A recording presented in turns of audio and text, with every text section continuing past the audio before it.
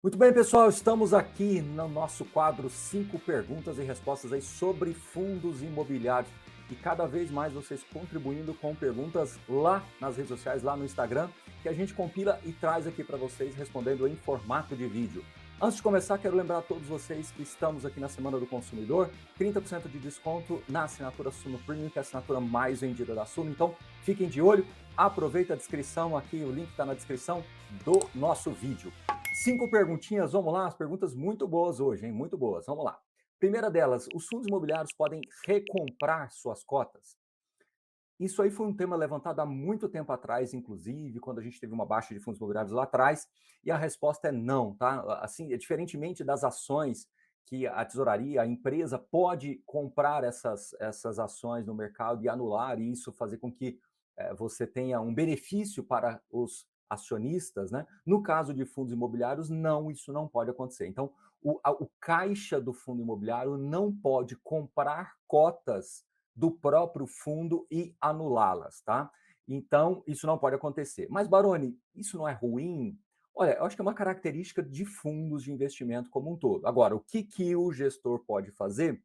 Se tiver uma diferença muito grande entre patrimonial e valor de mercado, ele pode vender participações no mercado real, trazer esse dinheiro para o caixa e avaliar a possibilidade de mantê-lo no caixa por um período até que se tenha uma visibilidade melhor do ponto de vista macroeconômico, ou amortizar, e aí sim devolver o dinheiro para o cotista.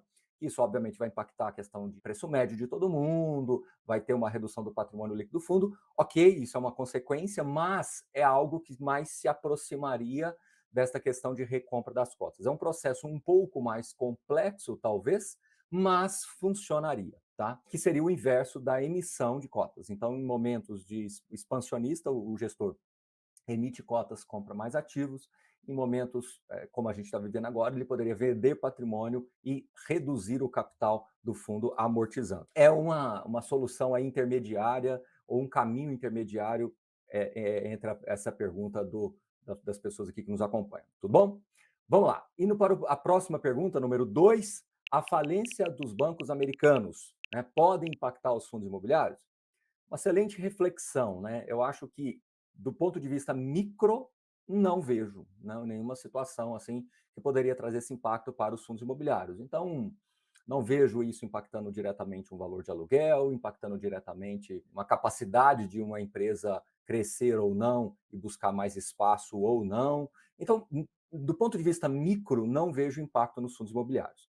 Do ponto de vista macro, não sou muito especialista aqui no tema, mas o que eu posso assim avaliar e trazer para vocês é que essa situação toda tem uma relação forte com os juros americanos, né? Então, tudo nos leva a crer que esses primeiros impactos nos bancos americanos pode fazer com que o Banco Central americano não aumente tanto assim os juros, não seja tão agressivo ainda no aumento dos juros, o que pode dar um certo alívio, ou trazer um certo alívio para o Brasil, também do ponto de vista de juros, e fazer com que o nosso Banco Central possa antecipar a redução de juros ou tirar de vez do radar a possibilidade de aumentar mais ainda. E isso sim impacta a saúde das empresas, a saúde de crédito das empresas e a precificação das cotas no mercado secundário, uma vez que tem essa relação, né, essa correlação com os juros futuros. Então, de novo, de maneira resumida, no micro não vejo nenhuma situação, no macro, se impactar juros nos Estados Unidos, impacta juros no Brasil, consequentemente, a gente pode ter um cenário até favorável por esse ângulo, tá? Por esse ângulo de um ciclo de juros talvez se iniciando, né, uma queda mais rapidamente, uma vez que no mercado americano não vai se crescer tanto. Mas é algo que ainda temos que observar, tudo muito recente ainda, vamos ver como é que as coisas vão evoluir por lá. A terceira pergunta, eu acho que ela tem uma certa correlação com a segunda. Quer ver só? Se meu banco ou corretora, né, barra corretora, quebra, como ficam as aplicações dos fundos imobiliários? Uma excelente pergunta e é uma dúvida frequente, né? Eu acho que muitas das vezes as pessoas associam os depósitos que você tem no banco ou na corretora como os seus investimentos, e caso aquilo ali, caso aquela instituição venha ter algum problema de crédito, os seus depósitos estarão comprometidos. Aqui no Brasil tem aquela questão do seguro, do FGC, tudo bem, Mas eu acho que quando você investe em ações, você tem que ter uma cabeça de acionista, de sócio. E quando você investe em fundos imobiliários, você tem que ter uma cabeça de cotista, de sócio também, só que dentro de um empreendimento imobiliário, de uma carteira de crédito imobiliária. Então, o que isso quer dizer na prática? Independente da saúde financeira do seu banco ou corretora, o que vale efetivamente é a saúde do fundo que você tem. Então, o seu fundo, ele está custodiado ali na sua corretora, mas quem realmente tem todo esse arcabouço aí de proteção é a própria B3, são os sistemas da B3. Então, isso não conversa, eu estou colocando aqui entre aspas, isso não conversa com a saúde de crédito da instituição que você tem, tá? Então, se você tiver numa corretora de pequeno, médio porte, numa corretora de grande porte, um fundo imobiliário que ele vai muito bem, independe da saúde financeira da instituição. E se ele vai muito mal, também independe. Você pode ter um fundo ótimo numa corretora bem pequenininha, e você pode ter um fundo ruim numa corretora muito grande. Isso não vai mudar, isso não se comunica, tá? Uma coisa não tem relação com outra.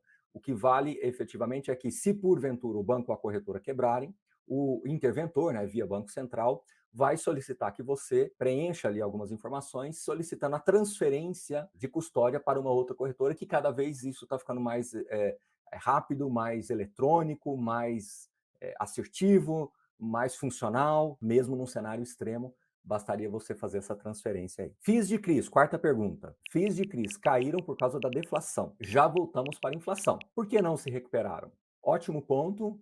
É porque você está olhando só a questão exclusivamente da renda por cota. De fato, com a deflação, a renda por cota caiu, a inflação voltou para o campo positivo, já se estabilizou no campo positivo, os rendimentos já voltaram a subir, só que de 6 meses para cá, a condição macroeconômica ainda não melhorou. Pelo contrário, a gente tem visto um aumento do risco de crédito, a gente tem visto ainda uma dificuldade dos agentes de mercado precificar quando vai ser o início do ciclo de baixa de juros e qual a magnitude dele, qual o alcance dele.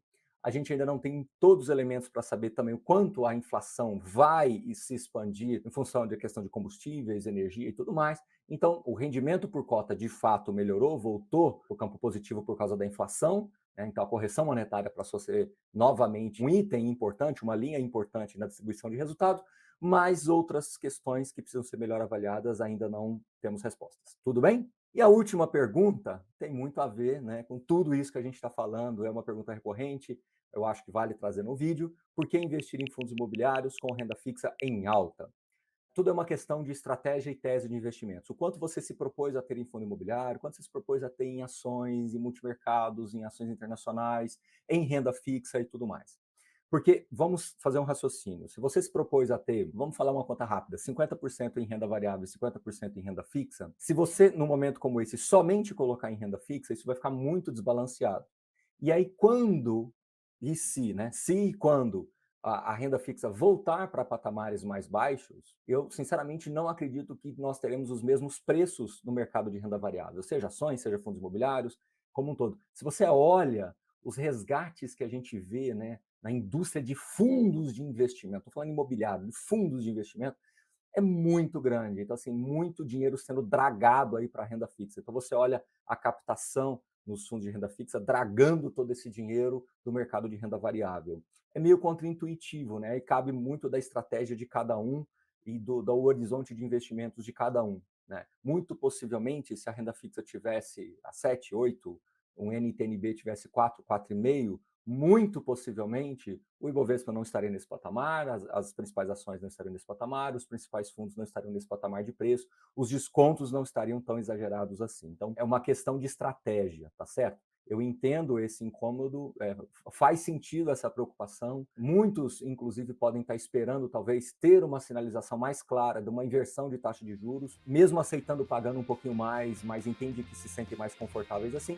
Tudo bem, não é uma questão de certo ou errado, é apenas uma visão de cada um, tá certo? É isso, pessoal, mais uma vez quero lembrar vocês, no link da descrição do vídeo aqui, nós estamos com 30% de desconto na Suno Premium, que é a assinatura mais vendida da Suno. Muito importante que vocês aproveitem agora nessa Semana do Consumidor. Um grande abraço, espero que vocês tenham gostado do vídeo, curtam, compartilhem com os amigos e deixe seu comentário, que a gente pode ir pegando mais dúvidas para o próximo vídeo. Um grande abraço, até a próxima, valeu!